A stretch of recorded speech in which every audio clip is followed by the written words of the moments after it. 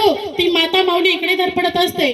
बघा अशाच वेळेस एका स्त्रीचं आणि एका सैनिकाचं जे वक्तव्य असतं ते एका छोट्या खाणी कधीच बोलून दाखवता येत नाही, पण सीमेवर बर्फामध्ये एका सैनिकाला दुश्मनासमोर उभं राहावं लागतं। त्याचं आयुष्य कसं असतं हे तुम्ही शब्दात सांगून सगळ्यांचं मन एका सैनिकासाठी भरून दिलेलं आहे। आतापर्यंत इथे जेवढ्या मावल्या आहेत तेवढ्यांच्याही डोळ्यात तुमचं भाषण ऐकताना मी जे अश्रू पाहिले आहेत ते मी अभिमानाने सांगते का त्या मायेला सुद्धा असं वाटत असेल की आपल्या पोटातून जर जन्माला आला तो एकलव्यच आला पाहिजे, जन्माला आला तो शिवाजीच आला पाहिजे, जन्माला जर आला तो संभाजीच आला पाहिजे, पण मातीमध्ये मरणारा कुत्रा नाही आला पाहिजे।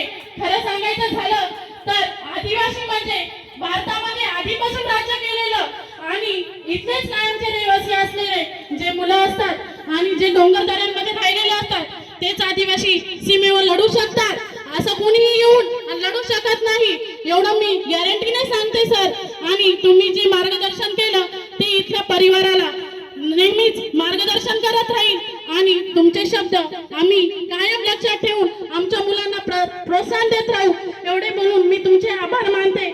तसेच तुमचे धन्यवाद देते की तुम्ही एवढ्या कार्यक्रमाला सकाळपासून तर आतापर्यंत उपस्थित आहात आणि तुमचं मुलाचं मार्गदर्शनही आम्हाला देत आहात। एवढं बोलून मी माझे 2 शब्द संपवते। धन्यवाद।